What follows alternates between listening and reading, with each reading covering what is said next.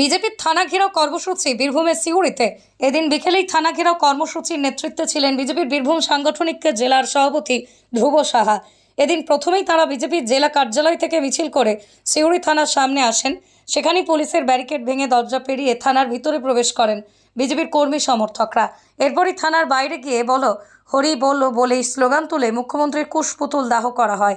মেয়ে হচ্ছে বড়, আমরা বলতে এসছি পুলিশ বাবু চিন্তা করুন, কালকে এই যে বালির টাকা, পাথরের টাকা আর এই কয়লার টাকা বীরভূম থেকে নিয়ে যাচ্ছেন, এই টাকা নিয়ে যখন আপনার মেয়েকে ডাক্তারি পড়াতে, ইঞ্জিনিয়ারিং পড়াতে পাঠাবেন, তখন আপনার মেয়েটাকে এই রকম করবে এই দুষ্কৃতিকারীরা।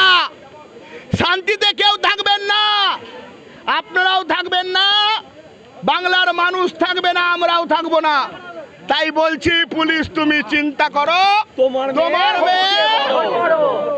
আমরা আজকে গতকাল আমাদের নেতা, রাজ্যের বিরোধী দলনেতাকে যেভাবে অন্যায়ভাবে একটি গণতান্ত্রিক আন্দোলন, যে আন্দোলন করার অধিকার মাননীয় সুপ্রিম কোর্ট দিয়েছে, ভারতের সংবিধান বলে রাইট টু ডিসেন্ট, আমি আমার মত প্রকাশ করব, আমি আমার মত সংসদে করব, বিধানসভায় করব, রাজপথে করব, পুলিশ থানার গেটের সামনে করব, আমি আমার মত প্রকাশ করতে পারবো, এটা আমার গণতান্ত্রিক অধিকার।